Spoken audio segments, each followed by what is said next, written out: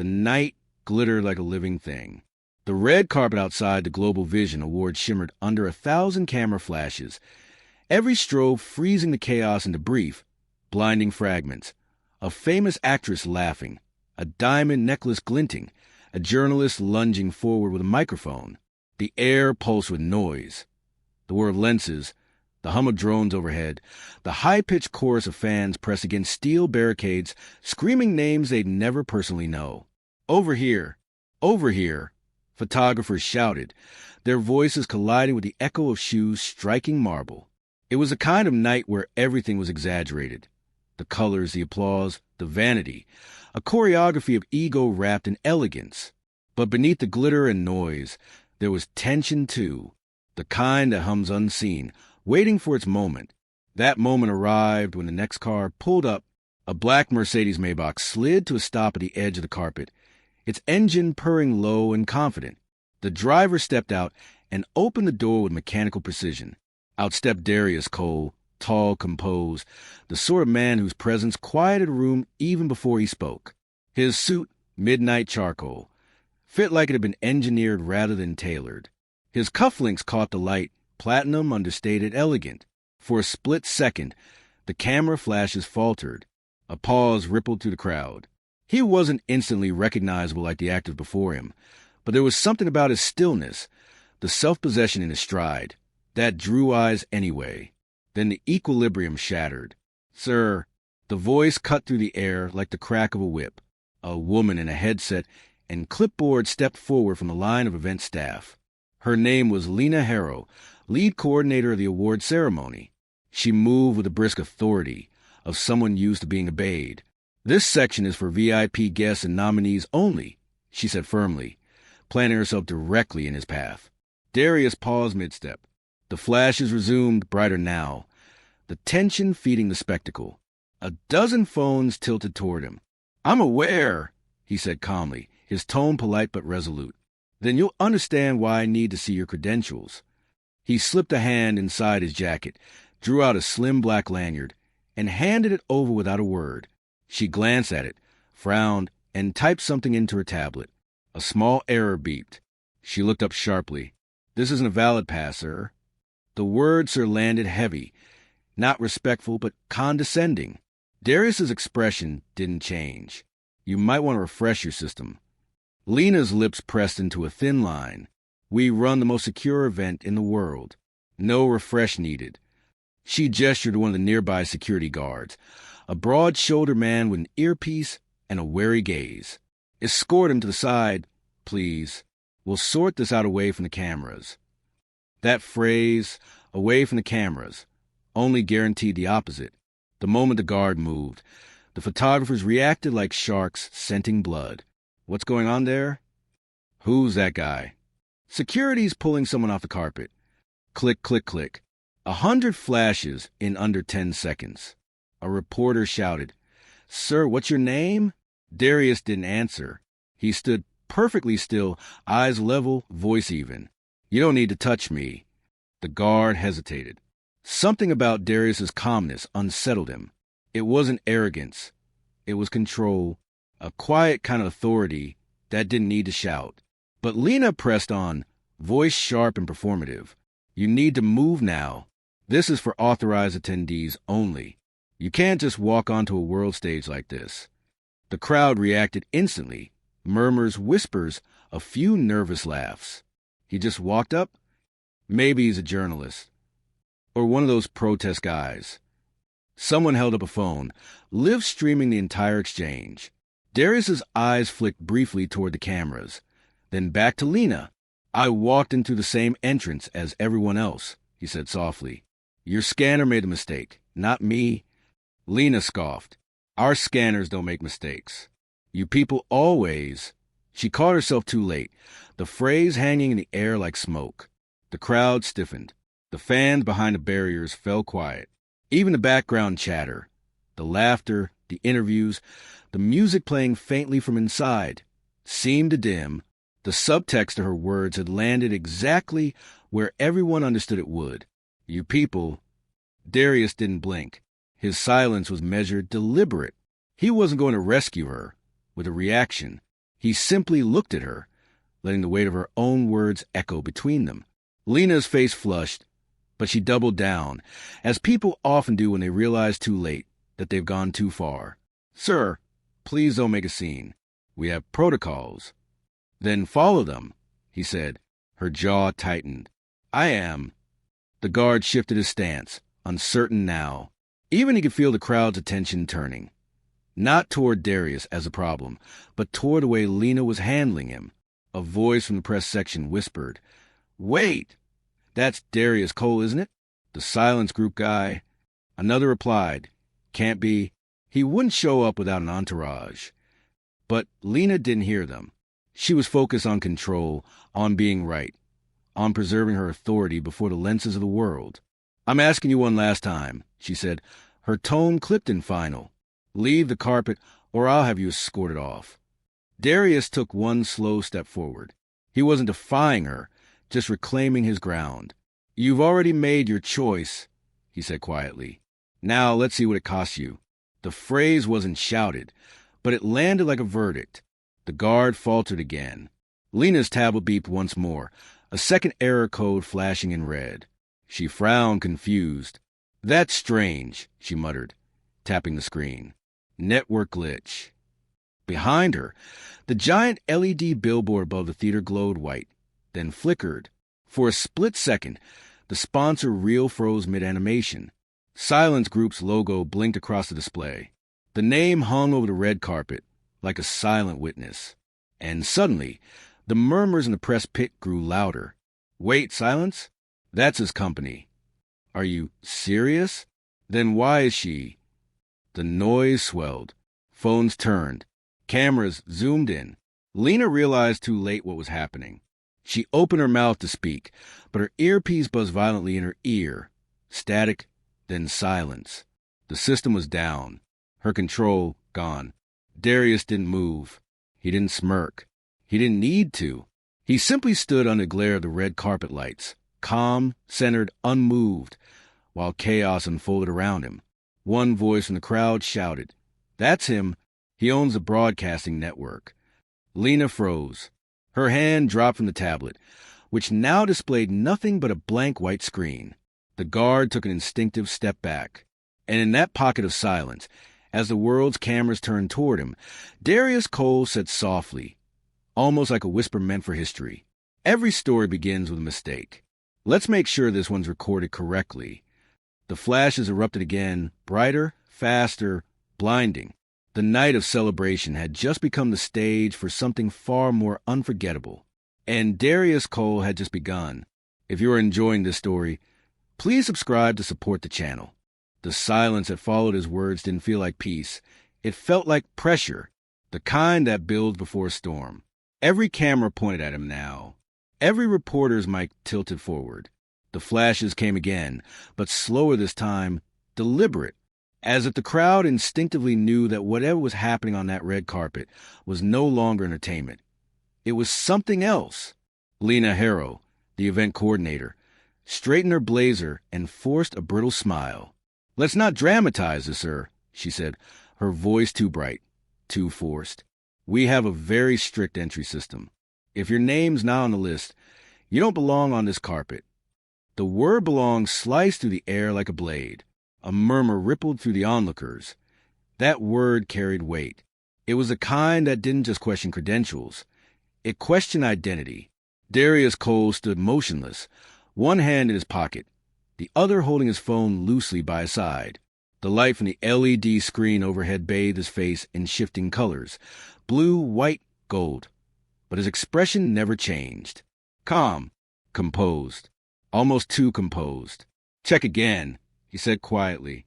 Lena's voice tightened. "I told you, you're not on the list.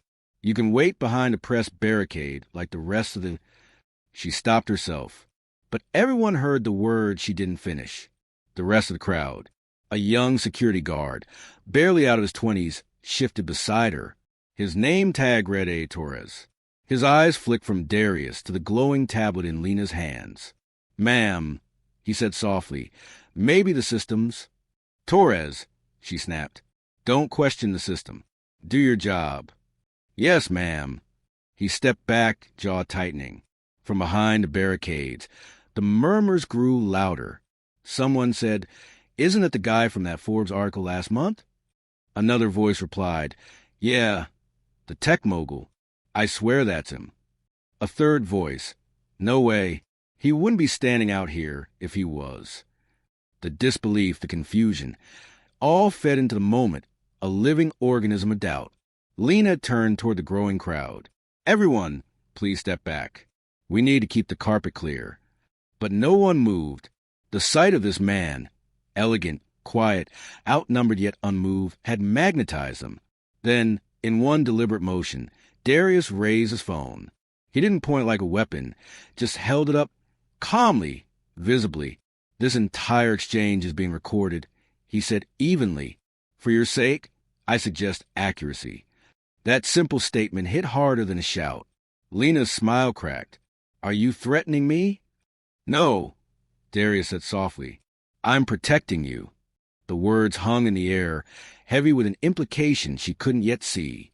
A murmur of excitement swept through the press pit. Microphones appeared like flowers blooming in spring. The event that had been all glamour minutes ago was now the story of the night. "Sir, can you tell us your name?" a journalist called out. Another shouted, "Are you being profiled, Mr. Cole?" Lena's eyes widened. "Cole?" she echoed, the name landing like a stone in her chest. "Yes," a reporter confirmed, flipping through her notes. "Darius Cole, CEO of Silence Media, global sponsor of the Vision Awards." The color drained from Lena's face. She looked back at her tablet, frantically scrolling, but the system had frozen again, the Silence logo flashing faintly in the corner like a mocking signature. I think there's been a misunderstanding," she stammered. The crowd's tone changed instantly, anger mixing with awe. "Misunderstanding? You just try to kick out the guy funding the show," someone yelled from the barricade. "Get her off the mic," another voice shouted. Lena's polished control began to crumble. "Everyone, please calm down." But no one was calming down. The flashes now came in rhythmic bursts, capturing every flicker of panic on her face, every unbothered breath Darius took. The entire world seemed to be watching, and the longer he stayed silent, the more powerful he became. The young guard, Torres, shifted again, whispering, "Sir, do you want me to?" Darius turned his head slightly, his gaze steady. "No need." His voice wasn't loud, but it had gravity, the kind that stopped movement. Lena tried again, desperation creeping into her tone. "Mr. Cole, if I'd known." "You didn't ask," he interrupted. That broke her. The words were simple, but they pierced deeper than any accusation could. A reporter near the velvet rope murmured, "That line's going viral already." Lena tried to gather herself, adjusting her clipboard with trembling hands. "Sir, if you'll just step aside, I'll verify everything." "You've already verified enough," Darius said. Then he turned slightly, addressing the growing circle of cameras without looking directly at them. "The world's full of people who mistake access for worth. Tonight's just another reminder." The tone was soft, almost reflective, but it carried like a sermon through the warm Los Angeles air. A ripple of applause started from somewhere in the back. Small at first, hesitant, then it spread.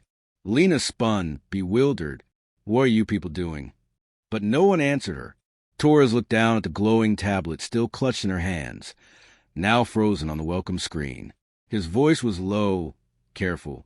"Ma'am, the entire system's gone into lockdown. All access codes are being revalidated through Silence HQ." Lena's mouth opened. "HQ? Why?" Then realization hit her like a punch to the chest. This wasn't coincidence. Her humiliation wasn't a glitch in protocol. She was standing in front of the man whose company controlled the entire digital backbone of the event. The lighting, the feeds, the press passes, even the security scans she trusted to measure worth. And she had dismissed him in front of the world.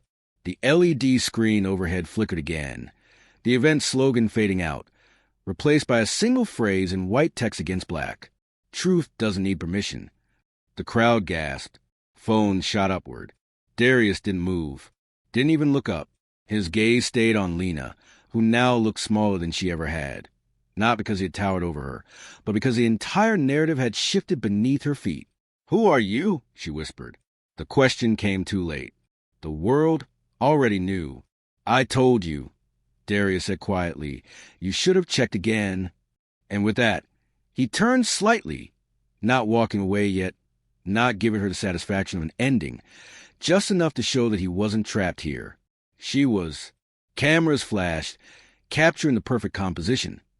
Him in the foreground, calm and resolute, her behind him, frozen in disbelief, the red carpet glowing like fire under their feet. A journalist's voice cracked through the tension. "Mr. Cole, what happens next?" Darius's expression didn't change. Only his tone did, lower now, edged with something colder. "What happens next," he said, "is accountability." He slipped his phone into his jacket pocket and walked past her, not another word, not another glance. The guards didn't stop him this time. They stepped aside instinctively, as if guided by something greater than orders, respect, maybe, or shame. Behind him, Lena's voice trembled into the microphone. "This isn't fair." But the crowd was no longer listening. The applause followed Darius like a rising tide. Each step he took was a statement. Each camera flash a witness. The night that had begun as a showcase of fame had transformed into a reckoning. One unfolding live, in real time, across every platform on Earth. And somewhere deep inside the theater, unseen yet fully aware, the silent servers recorded every second of it. Every word. Every silence. Every humiliation turned lesson. Outside, beneath the glare of lights and judgment, Darius Cole walked the red carpet like a man reclaiming ground that had always been his. Not with anger, but with quiet, devastating dignity. The storm had arrived, and it was just beginning. The theater's glass facade gleamed behind him, reflecting 1,000 lights, flashes, spotlights, the glow of screens streaming the chaos worldwide. Inside, the orchestra was still playing, but the music sounded faint, distant, irrelevant. The real show was happening outside, on the marble steps, where truth had decided to take the microphone. Lena Harrow stood rigid, trembling in place. Clipboard clutched against her chest as if it could shield her from what she had unleashed. Her authority had drained away, leaving only a thin-shell defiance and fear. Around her, the red carpet, once a symbol of status, had become a courtroom floor. Darius Cole didn't have to say another word. The world was already speaking for him. Look at her face. She's realizing who he is. He OWNS the broadcast. She tried to block the man who funded the event. The noise grew, merging with the mechanical world cameras and the electronic buzz of phones. Reporters were narrating live, words tumbling over one another. Some spoke with awe, others with outrage, but all of them were united by a single truth. This wasn't gossip anymore. It was history.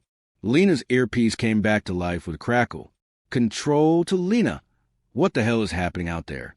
The board is on the line." Her voice broke.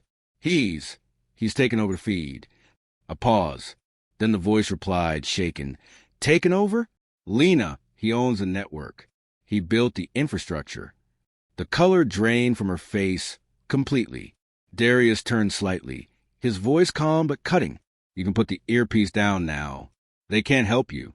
It wasn't cruelty. It was inevitability. His tone was that of a surgeon delivering a diagnosis long after the symptoms had spoken for themselves. She dropped her clipboard without realizing it. The sound of plastic hitting marble echoed louder than it should have. Behind them, the massive LED display changed again. The words "live feed," "silence network" appeared across the screen, followed by a clear image of Darius himself, the broadcast framing him as if it knew exactly where to point. The crowd erupted. Inside the building, the event's host, still unaware of the full situation, was trying to van between award segments. "Ladies and gentlemen, we're experiencing a brief technical issue.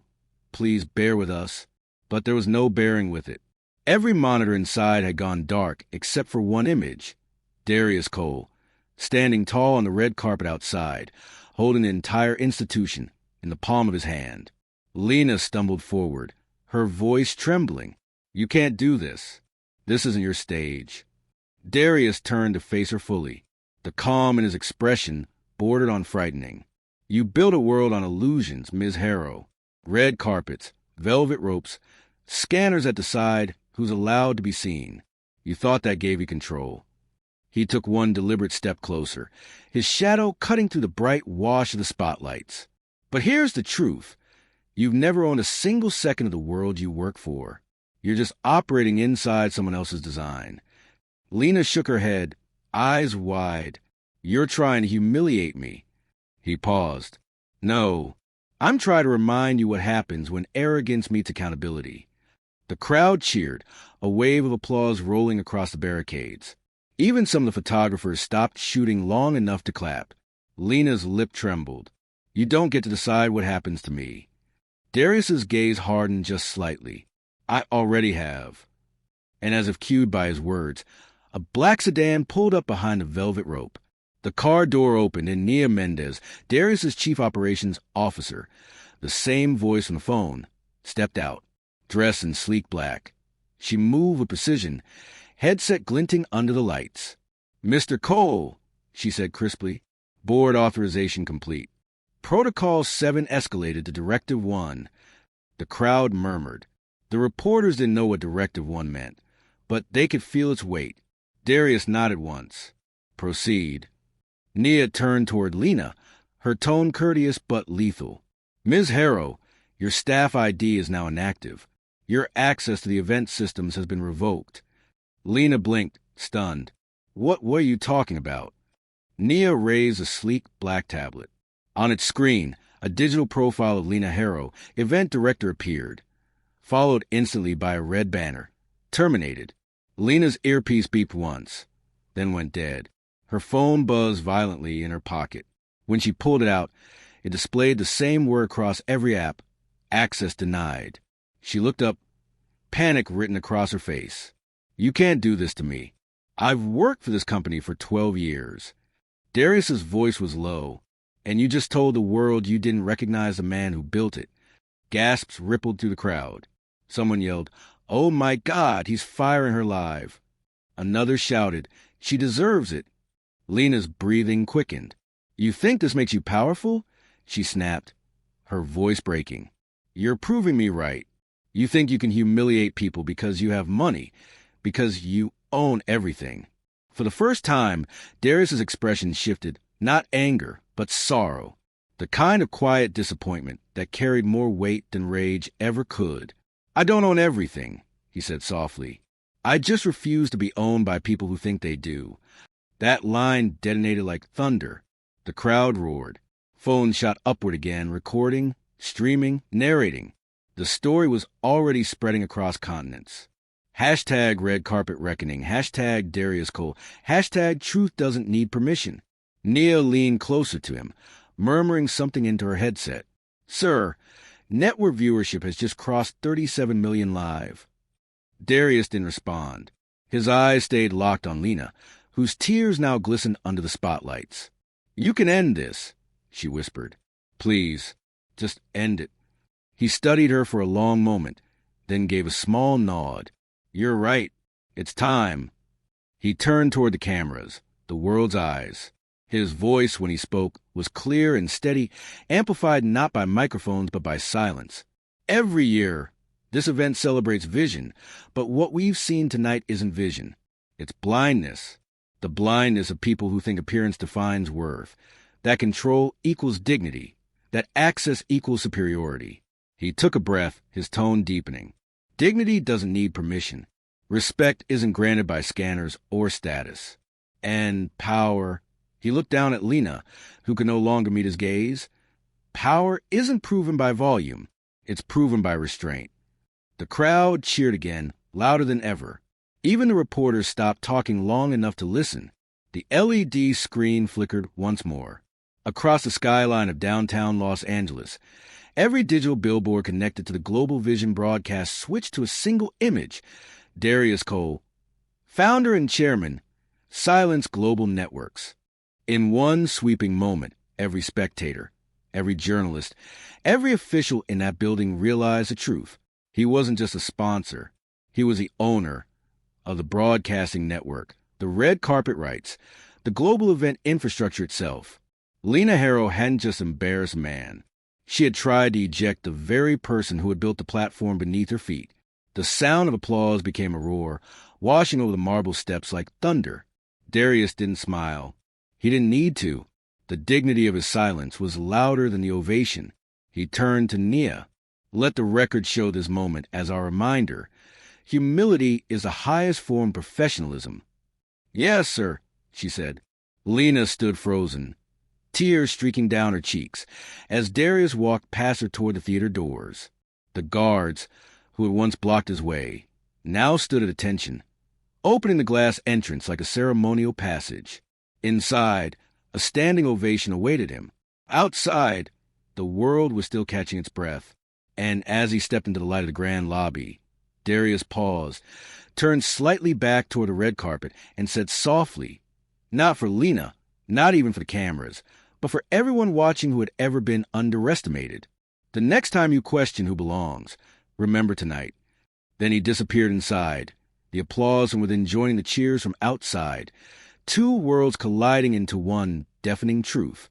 The red carpet had never seen a moment like it. Inside the Global Vision Theater, the world had already changed. The audience, a constellation of A-list names, executives, and international press, was on its feet.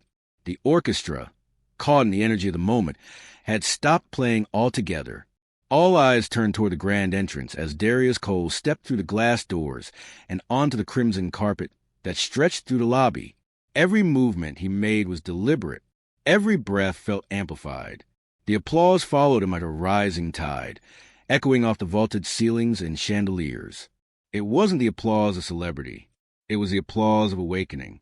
Darius walked calmly toward the stage, flanked by Nia Mendez, whose tablet still glowed faintly with the silence insignia. Security parted before them. Staff members who had once bowed to Lena's authority now lowered their eyes as he passed. There was no anger in his stride, only quiet inevitability. The host, voice trembling, spoke into the microphone. Ladies and gentlemen, please welcome the chairman and founder of Silence Global Networks, Mr. Darius Cole. The ovation swelled into thunder. He ascended the steps, paused at the podium, and waited. Slowly, the applause faded until there was only silence, that electric, expectant kind that precedes history. The cameras were rolling again, not out of chaos now, but reverence. Darius's gaze swept the room. The actors in their tuxedos, the producers with forced smiles, the executives whispering into phones. He saw in their faces what he'd always known. This industry didn't understand humility until it was forced to watch it. He began to speak, his voice measured and low, every word resonating like a drumbeat. Moments define industries. But sometimes, industries forget who build the moments. The audience hung on every syllable. Tonight, I arrived not as a celebrity, not as a guest, but as a man who believed that respect still matters more than recognition. And yet, before I could even step through the doors of an event that my company built, I was told I didn't belong. Murmurs filled the air, faces turned downward, some whispered apologies beneath their breath. I was asked for proof, Darius continued, his tone deepening. Proof that I was who I claimed to be. And when that proof was presented, it was still rejected.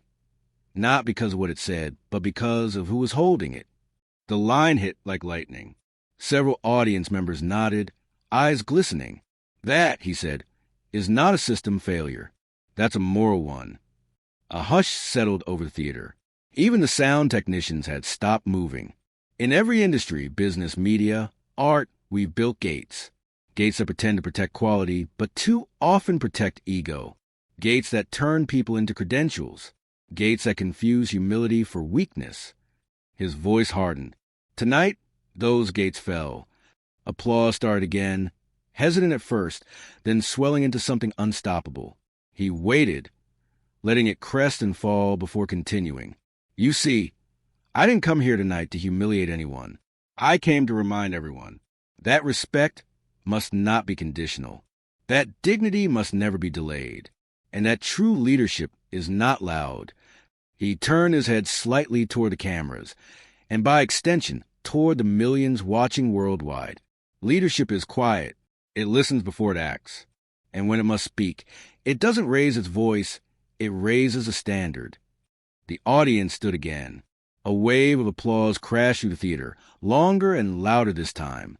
Even those who had whispered doubts minutes earlier were clapping now, not out of fear, but out of recognition. When the noise finally softened, Darius looked toward the side stage where Lena Harrow stood, surrounded by security but untouched. Her mascara had streaked. Her clipboard was gone. She looked small, human, fragile. He didn't glare. He didn't smirk. He simply acknowledged her, a nod of understanding, not vengeance. "To Ms. Harrow," he said softly, "and to anyone who has ever forgotten that power is borrowed, not owned, I hope this night reminds you, empathy is not a liability. It's the highest form of intelligence." Gasps spread to the audience, followed by applause that carried emotion rather than spectacle. Then Darius turned back to the crowd. His tone softened. "To those who watch this unfold online, to everyone who has ever been dismissed, underestimated, or silenced, let this be your reminder. You don't need permission to stand tall. You don't need validation to have value." The LED screens around the auditorium flickered, displaying live comments flooding in from around the world. "This changed me." Darius Cole was rewriting what power looks like. Integrity is a new luxury. He gave a small smile, the faintest trace of warmth breaking through his calm composure. "Humiliation ends when truth enters a room," he said. And tonight, truth walked the carpet. The theater erupted again. The ovation rolled like thunder through the rafters, through the lobby, through the marble facade, spilling out into the city streets, where hundreds more were gathered, watching the screens outside. When the applause finally ebbed, Darius leaned closer to the microphone. His final words were slow, deliberate, not a speech anymore, but a message carved into memory. Power doesn't scream. It simply waits until silence is the loudest sound in the room. He stepped back. The stage lights caught the faint sheen of his cufflinks, platinum, understated, the same ones that had glimmered under 1,000 flashes just an hour earlier. The host, visibly shaken, returned to the stage but didn't speak right away. The audience was still standing, clapping, cheering. Some were crying. The show, the awards, the performances, the competition no longer mattered. History had already been written. Darius Cole turned, gave one last nod to Nia, and descended the stairs. As he passed Lena, he stopped for half a second, long enough to whisper something only she could hear. "Rebuild, don't retaliate." Then he continued forward, disappearing into the golden light of the lobby. Outside, the red carpet was still crowded. Reporters shouted questions he didn't answer. Fans reached out, their cheers a wall of gratitude and disbelief. He paused at the top of the marble steps and looked out over the chaos. The flashing lights, the chants of his name, the city skyline beyond. For a long moment, he said nothing. Then he adjusted his cufflink, gave a small nod to Nia, and stepped into the waiting black car. As the door closed, a final flash illuminated the side of the theater, the massive LED screen now bearing a single, silent phrase in silver letters. "Dignity doesn't need a stage." The world would replay that line for years. Inside the car, as the applause faded behind him, Darius finally exhaled. The weight of everything that had just happened sank into stillness. He glanced out the window at the shimmering lights, the same lights that had once blinded him on arrival, now dim, small, harmless. He didn't smile. He didn't need to. The verdict had been delivered, and the world had listened. If you like this story, please subscribe to support this channel.